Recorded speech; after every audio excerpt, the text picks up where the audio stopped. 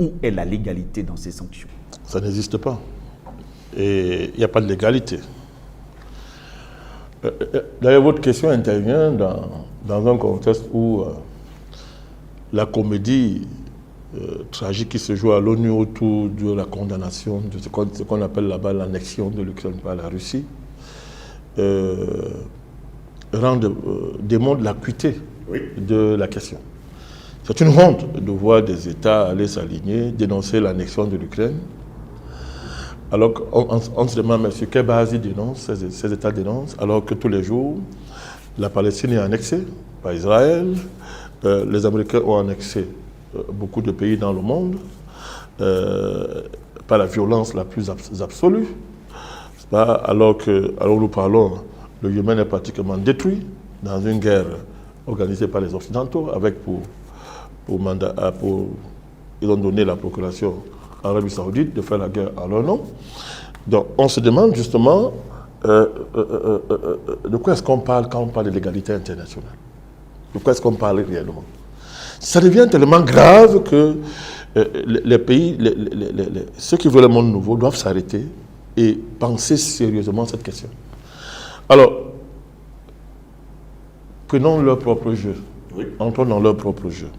La référence à la matière, quand on parle d'égalité internationale, c'est l'histoire qu'on appelle Charte des Nations Unies. En ces articles, elle lit ces articles 1, 2, 3 et 4. Ces articles-là condamnent, avec la dernière énergie, les agissements, n'est-ce pas, d'un pays comme les États-Unis et ses collègues, ses vassaux européens, qui ont créé un nouveau droit international, celui-là basé sur ce qu'on appelle les sanctions. Oui. Les sanctions. C'est-à-dire que vous avez un nouveau droit international qui, parce qu'il faut qu'on parle ça, qu'on lise vraiment cette charte-là un peu, que les gens nous comprennent. Moi, je vais chercher cette charte-là, oui. Donnez-moi quelques instants, je cherche cette charte des Nations Unies, parce qu'il ne faut pas qu'on parle comme ça. Les gens pensent qu'on est en train de s'amuser. C'est-à-dire qu'on va prendre ces références-là, que les gens suivent. Alors, l'article 1 de la Charte des Nations Unies, les buts des Nations Unies sont les suivants. Maintenir la paix et la sécurité internationale. Et à cette fin, 2 points, prendre des mesures collectives efficaces en vue de prévenir et d'écarter les menaces à la paix, réprimer tout acte d'agression ou autre rupture de la paix et réaliser par des moyens pacifiques conformément au principe de la justice et du droit international, l'ajustement ou le règlement de différends ou de situations de caractère international susceptibles de mener à une rupture de la paix. Développer, alinéa 2, développer entre les nations des relations amicales fondées sur le respect du principe de l'égalité de droits des peuples et de leur droit à disposer d'eux-mêmes et prendre toute autre mesure propre à consolider la paix du monde. Alinéa 3, réaliser la coopération internationale en résolvant les problèmes internationaux d'ordre économique, social, intellectuel ou humanitaire, en développant et en encourageant le respect des droits de l'homme et des libertés fondamentales pour tous, sans distinction de race, de sexe, de langue et de religion. Être un centre où s'harmonisent les efforts des nations vers ces fins communes. Ça, c'est l'article 1. Alors maintenant, écoutez l'article 2. L'Organisation des Nations Unies et ses membres, dans la poursuite des buts énoncés à l'article 1, doivent agir conformément aux principes suivants. 1. L'organisation est fondée sur le principe de l'égalité souveraine de tous ses membres. Je pense qu'il faut faire un arrêt spécial sur ce qu'on appelle l'égalité souveraine de tous ses membres. Faites une émission sur ça ici, on prendra même une heure pour expliquer ça aux gens. L'organisation est fondée, c'est-à-dire le fondement de l'ONU, c'est le principe de l'égalité souveraine de tous ses membres. Article 2. Les membres de l'organisation, afin d'assurer à tous la jouissance des droits. Et avantages? Oui. Oui. C'est-à-dire des droits, c'est ça? Oui. La jouissance des droits et avantages résultant de leur qualité de membres doivent remplir de bonne foi les obligations qu'ils ont assumées au terme de la présente charte. Alinéa 3. les membres d'organisations règlent leurs différends internationaux par des moyens pacifiques, de telle manière que la paix et la sécurité internationale, ainsi que la justice, ne soient pas mises en danger. Alinéa 4. Les membres de l'organisation s'abstiennent dans leurs relations internationales de recourir à la menace ou à l'emploi de la force, soit contre l'intégrité territoriale ou l'indépendance politique de tout État, soit de toute autre manière incompatible avec les buts des Nations Unies. Alinéa 5. Les membres de l'organisation donnent à celle-ci pleine assistance. Bon, on peut laisser ça. Vous voyez donc comment dans ces différents alinéas, les choses sont claires. Vous ne voyez nulle part où il est prescrit, n'est-ce pas, l'utilisation de sanctions par un État contre un autre État. Alors, il y a des gens qui s'amusent, qui vont convoquer ça à leur manière pour justifier qu'on condamne la Russie. Bon. D'abord, c'est faux, ils ne connaissent pas de quoi est-ce qu'ils parlent. La Russie n'a violé aucun droit international quand il concerne la situation en Ukraine. La Russie n'a violé aucun droit international. Ceux qui font de tels amalgames ne savent pas de quoi est-ce qu'ils parlent, mon cher Jocelyn. Faites une émission sur la question. Je viendrai expliquer ici ça aux gens en me basant sur cette fameuse charte. Et d'autres instruments annexes de cette charte que beaucoup ne savent pas. Et d'ailleurs, vous savez que dernièrement, les gens viennent de démontrer que, d'ailleurs, si on se réfère aux articles 106 et 107 de la Charte des Nations Unies, l'opération spéciale militaire en Ukraine est largement justifiée. Largement. Mais ce ne sont pas les seuls articles qu'on peut convoquer en la matière. Oui. Voilà. Ce ne sont même pas les seuls, comment on dit ça, les seules jurisprudences qu'on peut convoquer pour justifier l'opération militaire spéciale qui a cours en Ukraine. Donc on ne peut pas se cacher derrière les principes des Nations Unies pour être lâche, n'est-ce pas, et accompagner les Occidentaux dans les différents crimes qu'ils commettent dans le monde en général et qu'ils sont en train de commettre en Ukraine en particulier. En Ukraine en particulier. Pour revenir donc sur la question des sanctions, vous voyez que les sanctions internationales appliquées par les Occidentaux, par le collectif qu'on appelle l'Occident, n'ont aucune base légale au niveau international. Aucune base. Elles sont contraires à tout point de vue à la Charte des Nations Unies, prise comme un ensemble. Et même si on la prend à partir des articles, ça n'a aucun fondement. C'est-à-dire qu'on est dans la négation du droit international, de la destruction de ce droit, point par point, qui est vidé de toute sa substance pour devenir, comment on appelle ça, un appendice, n'est-ce pas, de la domination internationale. C'est-à-dire que les sanctions internationales que les États-Unis, que le collectif qu'on appelle l'Occident, imposent à d'autres pays, démontrent une chose, c'est que les autres nations sont des comment on appelle ça, ce qu'on pourrait appeler des démembrements extraterritoriaux des États-Unis. On pourrait appeler ça des départements d'outre-mer, outre-Atlantique. D'autres pays sont les départements outre-Atlantique des États-Unis. Parce qu'il suffit que, c'est quand même très grave ça, les sanctions disent que la volonté des États-Unis est une volonté universelle. C'est-à-dire que quand les États-Unis pensent, décident quelque chose, cette chose-là est un droit divin. A priori. C'est-à-dire, a priori, cette chose-là est divine et sacrée. Cette chose-là, a priori, est bonne pour tous les êtres humains sur la terre et pour toutes les nations. C'est ça que ça veut dire. Vous êtes en train de voir comment les sanctions, le régime des sanctions là, c'est-à-dire démontre comment est-ce qu'on se moque des gens, comment on se moque des autres nations. Et que signifie réellement le droit international? C'est-à-dire que tous les efforts que les juristes du monde, les penseurs se sont assis, tous ceux qui se vantent dans le monde, soit disant qu'ils étudient le droit international, dans sa dimension privée et publique, tous ces spécialistes des relations internationales, ils doivent s'arrêter un instant. Qu'est-ce qu'ils étudient? C'est comme dans une colonie où le colon instituait un code pénal. C'est-à-dire le colon, il a colonisé un pays, il a imposé sa règle qui est basée sur la force, sur la négation du droit et de tout ce qui est humain. Mais après, maintenant, il fait un code pénal. Il dit, OK, moi, j'institue un code pénal. Et d'ailleurs, c'est ce qui s'est passé chez nous. Quand les Occidentaux convoquent la dimension civilisationnelle de la colonisation, quand ils disent que c'était une mission civilisatrice, c'est quoi? Ils vous disent qu'on vous a apporté le code pénal, on vous a apporté un code civil, on vous a apporté les infrastructures que vous n'aviez pas. On vous a apporté les droits de l'homme, on vous a apporté l'évangile, on vous a apporté, il récite tout ça. Mais quand il met ça en avant, c'est pourquoi?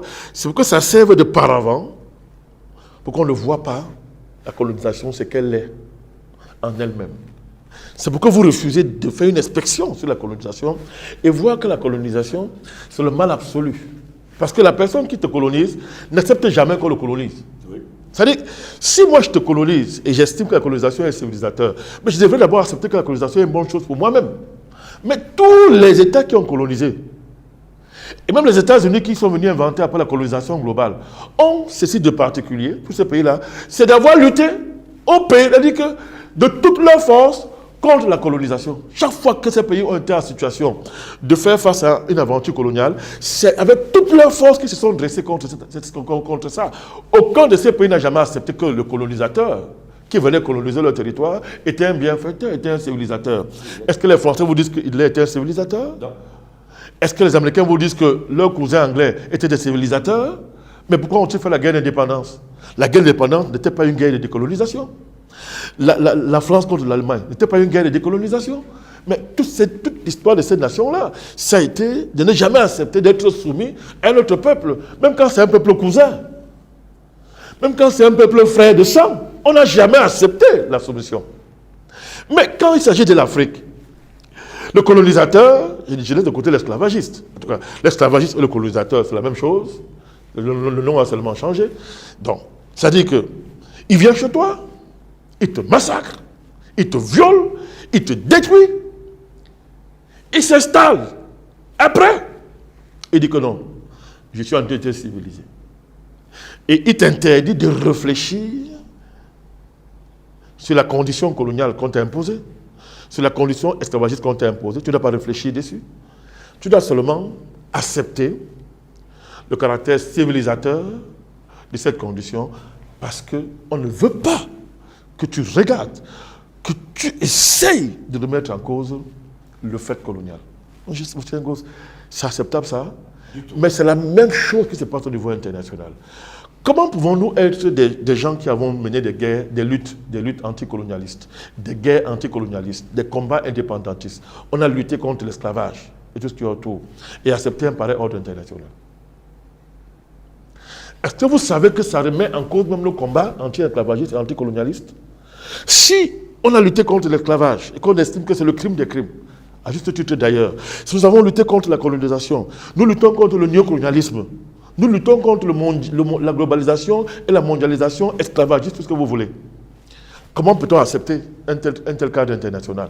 Comment peut-on essayer de justifier ces principes? Au point d'avoir des gens qui passent le temps à étudier ça et en sont des héros, n'est-ce pas, de ce droit international. Les sanctions internationales, à partir du moment où un État estime qu'il peut, sur la base de ses intérêts étatiques, de ses humeurs étatiques, sanctionner un autre État, il n'y a plus de droit international. Si le droit international a un sens, on est aux Nations Unies et dire, OK, on ouvre un contentieux ici, conformément à cette charte, j'ai un problème avec la Russie, j'ai un problème avec tel pays, j'estime qu'il viole mes intérêts. Alors moi, je veux que l'ONU regarde ça. Il reviendra à l'ONU, en ce moment-là, une vraie organisation internationale, d'examiner le contentieux et de se prononcer. Et cette prononciation aurait une valeur de droit international. Est-ce le cas, Jocelyn Goss? Du tout. Est-ce le cas? Alors, un matin, vous levez, un sénile se place dans sa sérénité, il décide des sanctions contre vous. Il suffit que vous élisez un dirigeant qui ne plaît pas, n'est-ce pas, à l'Union européenne, à la France, à l'Angleterre et aux États-Unis, on vous sanctionne. On bloque vos accès à des institutions soi-disant internationales, qui ont des statuts. C'est-à-dire qu'au nom de quoi on peut interdire à un pays africain, par exemple, d'avoir accès à certains guichets internationaux. Je dis bien guichets internationaux, c'est-à-dire qu'ils sont censés être basés sur un droit international qui garantit les droits de tous les membres de l'institution. Je pense quand même qu'on parle du droit, là, dans cette affaire. Non. Dès qu'ils prennent la décision, terminé. Ces institutions internationales suivent comme un ruisseau qui coule. Ils suivent. Sont-elles internationales parce qu'on les a déclarées telles, parce qu'il y a plusieurs pays qui y siègent? ou bien c'est international parce qu'il y a une réflexion internationale sur la mutualisation des intérêts qui est censée être la base de l'érection d'une quelconque institution internationale. Ça n'a jamais été le cas. Il y a un problème, Justin Ngos. On ne peut pas rayer des pays comme ça de la carte du monde. On ne peut pas rayer comme ça d'un trait les aspirations des peuples, les pensées des nations, les rêves des pays, le droit à l'autodétermination des peuples. Ce n'est pas un article, ce n'est pas un principe fondamental des Nations Unies. Mais c'est ça la base du régime de tutelle, non? Le régime des mandats, le régime de tutelle, c'est le droit à l'autodétermination des peuples. Rayé d'un trait par le régime des sanctions. Donc ça veut dire quoi? Ça veut dire que le système des Nations Unies est caduque. Il est en retard. Il est vieux. Il n'est plus adéquat. Parce que le système de sanctions internationales traduit une réalité internationale qui est celle-ci, à travers les mécanismes technologiques, à travers des traités entre États et partenaires. On peut citer l'OTAN, on peut citer SWIFT, on peut citer des paradis fiscaux comme la Suisse et autres. On peut citer les régimes d'extraterritorialité. Vous avez la City de Londres, vous avez Washington, vous avez des paradis fiscaux aux États-Unis, mon cher Jocelyn. C'est-à-dire que vous voyez que comme le droit international, vieux là, sénile, onusien, n'a pas pensé ces situations, n'y a pas réfléchi, refuse de les prendre en compte, n'est-ce pas? Même dans les différents amendements qui ont travaillé le droit international, et même ce qui continue là, des amendements de fait qui disent pas le nom, par exemple, le fait que des ONG deviennent les interlocuteurs des États, et que les rapports des ONG deviennent des sujets de débat aux Nations Unies. Je ne vais pas revenir sur le bon qu'on a imposé à l'ONU sous Kofi Annan, où désormais l'ONU maintenant défend les intérêts des multinationales. C'était ça le pacte mondial entre les Nations Unies et les multinationales sous Kofi Annan, qui va déboucher sur la création de ce qu'on appelle le United People Organization, qui est désormais l'antichambre où les multinationales reprennent à leur compte, se réapproprient le droit à l'autodétermination des peuples qui se traduit par les rébellions, les sécessions, financées par les multinationales, à travers des organisations comme Amnesty International. Ça vous surprend, je vous le dis, allez voir le conseil d'administration, qui sont des financiers, tous ces ONG qui polluent le monde, qui sont chapeautés par M. Soros, par exemple, pour ne citer que lui, et les autres. Vous voyez comment on dépaisse le droit international, le vieux droit international là, sous le regard de l'ONU, pendant que l'ONU fait exprès de ne pas voir l'avènement des faits internationaux, comme par exemple, je vous ai dit, ces extraterritorialités. La City de Londres, attention, quel est le droit qui régit la City de Londres? La Cité du Vatican, le District of Columbia. Le Vatican, District of Columbia, les paradis fiscaux, Luxembourg, la Suisse, les États-Unis. Et le principe de neutralité de la Suisse. Oh, c'est pour tromper les naïfs. Vous avez vu qu'en Ukraine, il n'y a plus de neutralité, n'est-ce pas? Et beaucoup de pays renoncent à leur neutralité. C'était pour tromper les gens. La neutralité voulait dire quoi? C'était le cas, c'était le paravent des grandes familles. De ces grandes familles-là qui dirigent le monde à travers les structures financières, les règlements financiers. Alors, vous avez l'émergence d'États nouveaux d'un autre type.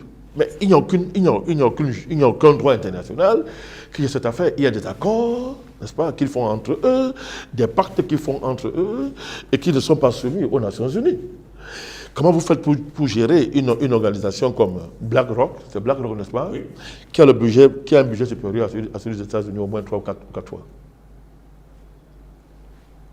et qui, par la puissance d'investissement, contrôle le monde. Quel est le droit qui peut... Comment on fait? Alors, je ne parle pas des États africains, parce que BlackRock, c'est tous les États africains réunis 10 fois, en termes de puissance financière. Alors, ce monsieur, il est au-dessus de la Charte des Nations Unies. Parce qu'à partir du moment où l'État américain lui garantit une extraterritorialité, n'est-ce pas, à BlackRock, ben, que peut faire l'ONU? Alors, moi, je ne reviens pas sur le fait que cette structure-là infiltre nos États, parce qu'ils fournissent, n'est-ce pas, elles fournissent à nos États les élites dirigeantes. Vous n'avez qu'à voir le pantouflage qu'il y a entre ces structures et les États, dans tous les États européens. Tous les programmes de formation des élites sont sous le contrôle de ces structures-là. Et qui, la nuit, à Davos, à Bilderberg, à la trilatérale, décide qui est président dans un pays 10 ans à l'avance, 15 ans à l'avance.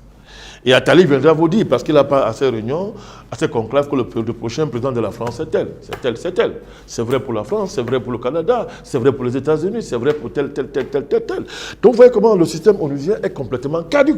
Et du coup, un pays comme les États-Unis peut frapper notre pays de sanctions. On considère que ce n'est pas une guerre. Puisque à partir du moment où les États-Unis ne déclarent pas la guerre physiquement, l'ONU dit que non, ça ne menace pas la paix internationale. Mais quand vous sabotez les oléoducs, les pipelines comme Nord Stream, tout le monde sait que ce sont les Américains.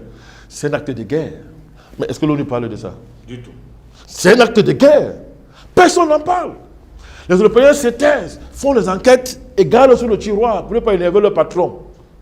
Leur patron. Mais ce sont les mêmes gens qui braillent en Ukraine, qui sont en premier lieu pour dire que c'est un acte de guerre, on a annexé le marché et consorts. Le monde est annexé pratiquement. Le monde est annexé. Le monde est annexé parce que les États-Unis, je vous le dis, à travers leur système de base militaire dans le monde entier, considèrent que tous les pays en dehors des États-Unis sont les départements des États-Unis, d'outre-Atlantique. C'est un fait. Maintenant, le monde est annexé parce que je viens de vous présenter les nouveaux types d'États, déjà nouveaux, qu'on appelle centres financiers, qu'on appelle fonds souverains, qu'on appelle les banques d'une puissance extraordinaire. Ils vous ont d'ailleurs dit que donnez-nous la monnaie et on s'en fout de celui qui fait les lois. Dans un pays. Dans un pays, vous avez l'ONU qui passe longtemps à réciter des lois internationales, mais les gens vous disent que nous on contrôle la monnaie, le système monétaire international. On s'en fout de l'ONU, qui est notre vassal, notre femme de ménage, notre prostituée. On monte dessus comme on veut pour nos intérêts. Donc, les gens voient ça comme ça, on ne dit rien. Voilà pourquoi l'ONU ne peut rien dire contre des pandémies qui est de toutes pièces. Ah, vous voyez, les informations sortent au fur et à mesure. Au fur et à mesure, oui. Vous avez vu ce qui s'est passé au Parlement européen, non? Nous le disons depuis des Au années. Pfizer, nous-mêmes bien nous dire maintenant que ce n'était pas un vaccin. Parce que ça, toutes les procédures pour arriver à un vaccin n'ont jamais été validées. Pourtant, on nous a imposé justement ce vaccin. Les vérités commencent à sortir. Où est l'ONU? Où est l'ONU? C'est-à-dire que quand des gens s'organisent comme ça, en dehors des structures mondialement contrôlables, ils ont des structures incontrôlables, informelles, qui est basée sur des puissances, sur une puissance de fait, de facto. Ils ont l'argent. Ils fabriquent tous les élites dans la nuit, à Davos, à Bilderberg, dans la trilatérale, partout dans la nuit, dans des sectes, que personne, en dehors d'une sélection extraordinaire, personne n'y a accès. La délibération démocratique s'arrête devant la porte de ces institutions-là. Il n'y a pas de démocratie là-bas. Les élections, c'est pour les sauvages du XXIe siècle. C'est-à-dire que tu élis quelqu'un, tu crois que tu as voté quelqu'un, mais on l'a choisi depuis. Il ne te rend pas compte. Il ne te rend pas compte. Vous voyez?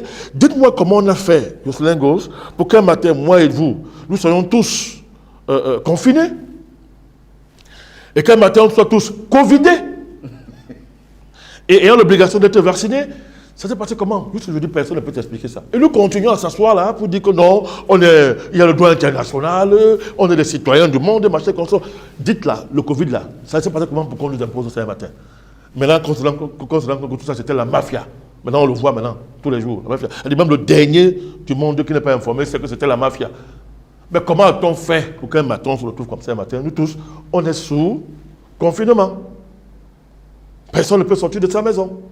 On est bloqué. C'est l'événement extraordinaire qui montre que l'ONU, ça ne sert à rien, tout ça. Ça ne protège personne. Ça ne sert à rien. L'ONU, toutes ces institutions internationales ne nous servent plus à rien. Ce sont des institutions qui sont des paravents au crime global, à la pègre internationale, qui ne rend compte à personne, sauf à leur père. Ils l'ont désigné clair, la bête de l'événement. C'est Macron qui l'a dit. C'est leur père. Voilà celui à qui eux ils rendent compte. Et qui, quand on voit ce qui se passe, est de fait le seul droit international de nos jours, c'est le droit de la bête, l'avènement de la bête. C'est-à-dire qu'un gouvernement technologique, un gouvernement basé sur des mécanismes de contrainte qui de facto s'imposent à nous. On ne peut rien y faire. Le téléphone, là, on vous contrôle, on vous digitalise, on vous numérise. C'est-à-dire que vous êtes dans des contraintes technologiques. De fait, Vous n'échappez pas. Si vous voulez avoir 5 francs, il faut qu'on vous pousse, n'est-ce pas?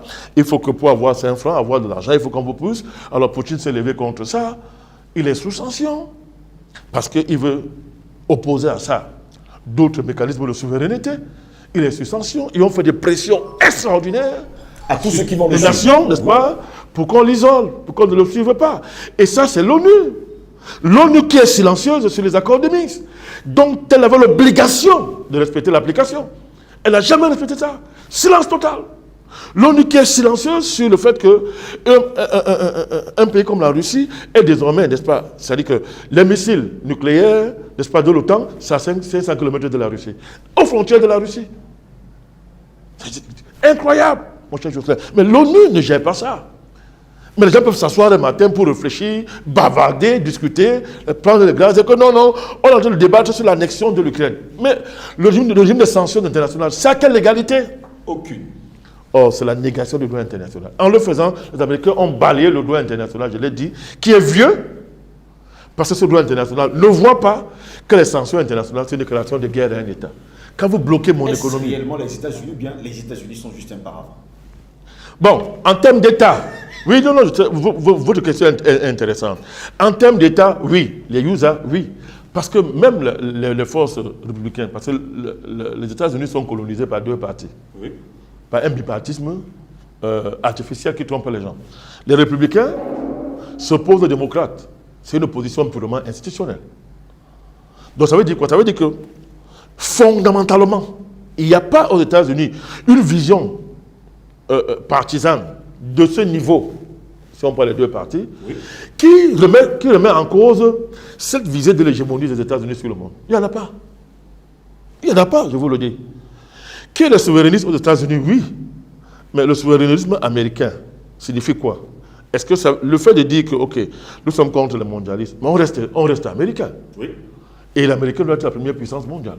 C'est pas ça? C'est justement ça. Donc, du coup, on ne remet pas en cause de manière fondamentale l'état profond auquel vous faites allusion, sans le dire, cet état profond, qui justement est le véritable parrain de ce patron de ce mondialisme, n'est-ce pas, qui veut nous asphyxier tous. C'est-à-dire que je suis en train de parler de ces puissances, ces hyper-États d'un autre genre qui sont nés sous nos yeux, les puissances financières, les puissances technologiques, les high-tech. Lorsqu'un président des États-Unis lui-même paie son compte social, il est banni sur Facebook, sur Twitter, il est banni. Mais ça veut tout dire. Ça veut dire que l'homme qui a Facebook et Twitter au-dessus du président, c'est lui qui décide désormais si ce que le président dit est valable ou pas. Pourtant, le président, lui, il est élu par les Américains au suffrage universel. Si on prend le cas de Facebook, une ordure comme ce voyou, il est élu par qui? Il ne veut même pas les élections, il ne veut même pas parler de ça, ça ne le dérange pas ça. On ne le connaît pas. Il a l'instrument qu'on appelle Facebook et il est au-dessus des présidents des États-Unis, puisqu'il peut décider, lui, Facebook, qui soutient Biden, que Trump c'est un salopard parce que Trump n'est pas de son parti. Vous voyez à quel niveau d'arbitre on se trouve? Les sanctions internationales, vous votez quelqu'un pour appliquer un programme. Il vient, il commence à l'appliquer, ça énerve les États-Unis. Ça énerve l'Union européenne et la France. On dit, oh, monsieur, toi là, on te met sous sanction. Donc, tu n'as plus accès à aucun financement pour appliquer ton projet. Mais il a été voté, non? Par le peuple. Mais on vous dit que le peuple, la démocratie, c'est le gouvernement, le peuple pas. Par le peuple. Et pour le peuple, mais il a où est le peuple? Même la démocratie est caduque depuis très longtemps. Je suis désolé pour les Africains qui rêvent dans des bêtises comme ça. C'est caduque. Que vote ton vote par rapport à des hyperpuissances comme les Black Ross? Que vote ton vote par rapport à Davos? Davos est une société, là-bas, il n'y a pas d'élection. C'est dirigé par un ancien nazi qu'on appelle Klaus Schwab. Les gars se regroupent. Ils appellent ça la réunion du capitalisme des acteurs. Les gars vous disent que les vrais acteurs du monde aujourd'hui sont les capitalistes, c'est-à-dire les multinationales. Les puissants et les riches, c'est leur réunion là-bas. Ils disent que maintenant, nous, on va pas se contenter d'être des acteurs économiques. Nous allons écrire les règles du monde désormais. On va les élaborer. Et que le monde n'aura de sens que si le monde considère que les plus talentueux, ceux qui sont le plus habilités à parler de l'avenir du monde, ce sont les capitalistes. C'est ça Davos, Justin Goss. C'est ça Davos. Vous avez le foreign... le Conseil, le Foreign Relations. Il n'y a pas d'élection là-bas. L'ancêtre de ça, c'est Chatham House, au temps de la puissance britannique, Chatham House, qui a enfanté Conseil of Foreign Relations. Il n'y a pas de... les gars se retrouvent entre eux et ils décident de l'avenir des États. Donc vous voyez comment le droit international est une curiosité. Il faut mettre ça dans un musée. Et les gens viendront visiter. On dit qu'un jour, il y a eu un droit international complètement dépassé. Donc les États-Unis exercent donc un soft power qui est plus qu'une arme de destruction massive, qui est même plus que le nucléaire. Mais c'est le contrôle de personne. Pourquoi? Parce que les institutions qui sont censées garantir, entre guillemets, une égalité internationale sont séniles, Jocelyn Gosse, sont vieilles. Et ne savent même plus de quoi est-ce qu'on parle. Les vrais champs géopolitiques où les choses se décident, l'ONU n'a aucune juridiction, il n'y a pas de loi pour encadrer ça. Tout à l'heure, je vous ai cité ça. Oui. C'est ce que nous montre ce qu'on appelle le régime des sanctions internationales, qui est un nouveau droit international, qui est un nouvel ONU, mais dans lequel siègent les États-Unis. Et les 13 familles. Les 13 familles, les États-Unis et leurs vassaux européens. C'est ce qu'ils appellent communauté internationale.